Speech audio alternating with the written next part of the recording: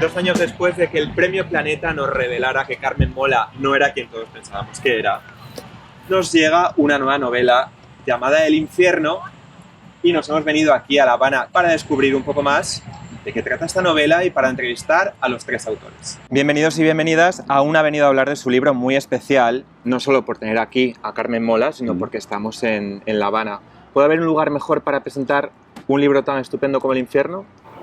Bueno, yo creo que es el lugar ideal, evidentemente, para presentar El Infierno. Es una novela que arranca en Madrid a finales del siglo XIX, pero que se lleva a sus personajes aquí, a La Habana de finales del siglo XIX, que era una ciudad esplendorosa, mucho más rica que Madrid, pero que debajo de ese oropel y de esa pátina de lujo que había en La Habana está escondiendo un infierno, que es el infierno de la esclavitud al que nuestros personajes se van a acercar y donde además se están produciendo unos crímenes terroríficos en la ciudad y que ellos van a tener que intentar resolver para salir con vida de la isla. Me habéis contado un poquito de qué va, perfecto. ¿Y cómo surgió esta novela? ¿Cómo surgió El Infierno? Bueno, queríamos seguir con el formato de La Bestia, que es un thriller histórico que transcurría en el siglo XIX, La Bestia en 1834. Nos apetecía seguir explorando este siglo XIX tan convulso, tan lleno de historias en España. Tan sangriento. Tan sangriento y tan poco retratado. Sí, siglo levantisco, revueltas, revoluciones cada día casi, en cada caso una conspiración. Queríamos seguir con eso y, bueno, caímos saltamos 32 años de la historia del XIX, nos vamos a 1866, a la revuelta a la sargentada del cuartel, a la revuelta del cuartel de San Gil, muy sangrienta. Eso siempre nos gusta ya de antemano, y sobre todo porque es 2 años antes de la Revolución de la Gloriosa, episodio histórico ya muy señalado que sale en los libros de texto, pero poco contado en la literatura. Entonces nos apetecía meternos ahí y enseguida nos dimos cuenta de que teníamos La Habana, la esclavitud, que es otro tema del que no se ha hablado en nuestra opinión lo suficiente, y queríamos ponerlo un poco sobre la mesa.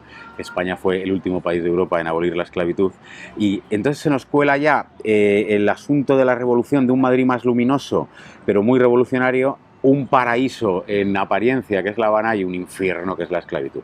Ya solo faltaba colocar a los personajes adecuados para construir esta historia. Empieza, como me habéis dicho, con la sargentada de Madrid y luego los personajes, ocurre algo y terminan en La Habana, en esa Habana tan bonita de palacios, pero que esconde pues ese infierno.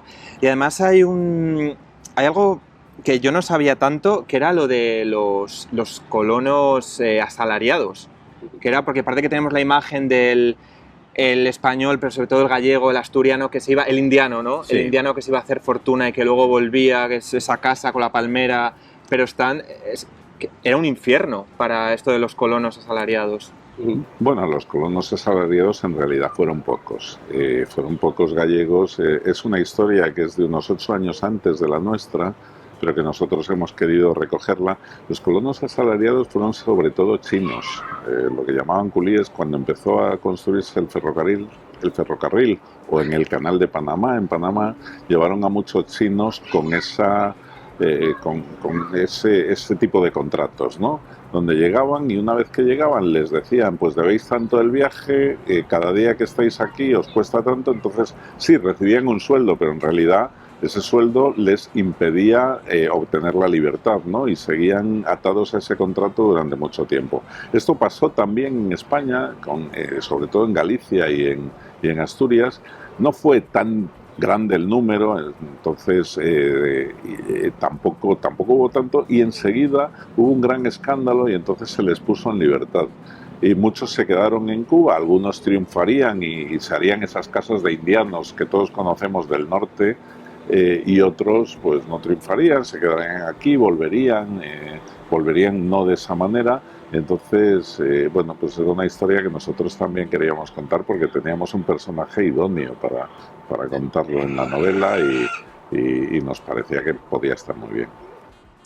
¿Y cómo, cuando habláis ahora de estas personas que iban a Cuba, que iban engañadas, que pensaban que iban a tener una vida mejor y se encuentran pues que deben dinero, ¿cómo se parece al infierno que todavía viven muchas personas?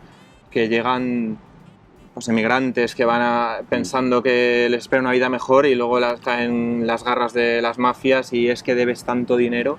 Claro, en el caso del de nuestra novela y la historia en la que nos basamos, estamos hablando de gallegos, asturianos que eran de aldea, que vivían en la miseria y que no encontraban otra manera de...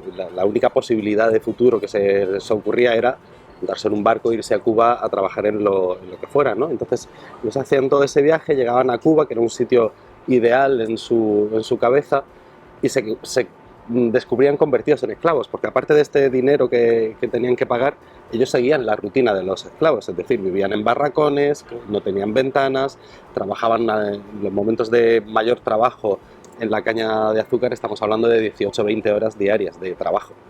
Entonces dormían 4 horas y sonaba la campana del ingenio y ellos se tenían que levantar y irse otra vez al mar de caña a cortar caña, ¿no? O sea, era la realidad horrorosa que vivían. Y en el presente algo así sucede, algo así sucede en las redes de inmigración ilegal, ¿no? Que están llevando gente a países occidentales que en teoría en su cabeza son lugares maravillosos en los que van a prosperar y a tener todo lo que no tienen en su país de origen, y de repente se encuentran trabajando muchas veces no en ese extremo de condiciones, pero sí en condiciones muy duras, ¿no?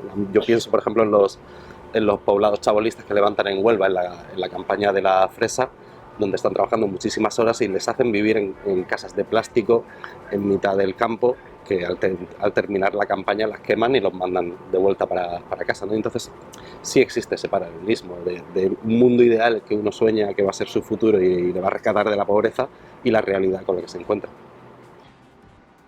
¿Quién es vuestro personaje favorito? Sin spoilers, pero ¿quién es vuestro personaje favorito? El personaje favorito, mira, yo me voy a quedar con Amalia Bru, que es una mujer heredera de unos ingenios en la isla, es decir, es una terrateniente, pero es una mujer que encarna la libertad en una sociedad que estaba en la que la conducta de las mujeres estaba muy tasada, incluso desde la indumentaria y desde el peinado. Tenías que llevar el pelo recogido porque si lo llevabas suelto eras una revolucionaria, o eso parecías estar indicando. Amalia Bru es una mujer que es capaz de despeinarse, de llevar el pelo suelto, de ir descalza, si eso es lo que le apetece, y esa libertad, ese empeño en mantener su libertad a toda costa, golpea muy poderosamente a Leonor Morera, la protagonista de la historia, que es la primera amiga que ella hace cuando llega a La Habana. Influye mucho en su manera de ver el mundo y a mí me encanta ese personaje, el de Amalia Bru. Yo creo que tengo que hablar de Leonor Morel. Leonor Morel, una bailarina, una suripanta, que eran las bailarinas de la época de la compañía de Arderius, que empieza siendo frívola, empieza sin preocuparse por nada de lo que pasa a su alrededor, y a medida que va viendo la sociedad, a medida que va enterándose de lo que pasa, tiene que venir a Cuba obligada. Cuando llega aquí, pues bueno, todo es maravilloso, vive en un palacio, tiene esclavos que le ayudan a vestirse, que la llevan de compras y todo eso, y poco a poco va descubriendo lo que hay por debajo y va teniendo la capacidad de cambiar. Entonces, un personaje que cambia y que hace un recorrido así, pues a mí siempre me parece un buen personaje.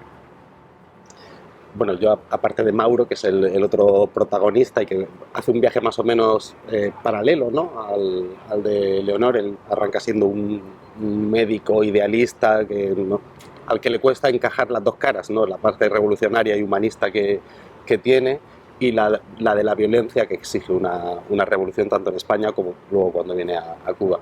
Entonces creo que ese personaje es muy chulo, me gusta mucho todo el viaje que hace Mauro, pero luego hay un personaje sin nombre que aparece en unos capítulos en los círculos que van apareciendo a lo largo de la novela, y que es el demonio. Entonces ese personaje que es el demonio, que está como gravitando todo el rato alrededor de la historia, de todo el infierno, es un personaje que a mí me gusta mucho, no sé qué va. Que es al que se le debe todo este infierno. Bueno, has dicho médico, ¿verdad, Mauro? Sí. O como diría Leonor, medio médico. Medio médico. Que eso también estaba ahí. A ver, vamos a crear un poco de cisma o no sé cómo... A ver, vamos a intentarlo. ¿De quién fue la idea? ¿Esto cómo funciona? Porque claro, sois tres. Entonces esto es Somos tres, un poquito... pero tú sabes que nosotros desde el principio hemos puesto sobre la mesa un proyecto de autoría colectiva. ¿Eso qué significa? Que nunca, la idea no es de uno de los tres, es siempre de los tres. El primer chispazo naturalmente lo tiene que decir alguien, pero ese primer chispazo lo recoge otro y le añade otra capa, y lo recoge el tercero y le añade otra, y de pronto la idea ya es de los tres. Y eso sucede en cada parte de la novela, en cada pequeña idea de la novela.